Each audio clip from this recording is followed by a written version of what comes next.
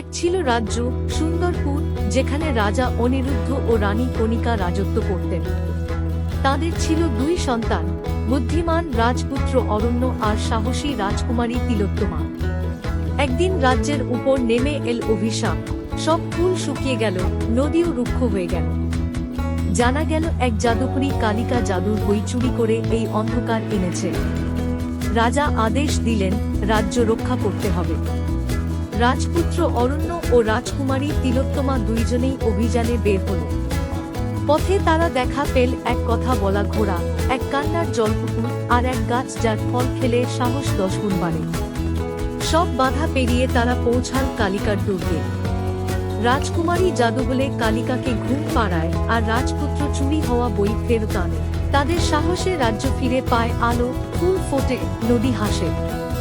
রাজা রানী আনন্দে বলেন, তোমরাই আমাদের সত্যিকারের উত্তরাধিকারী।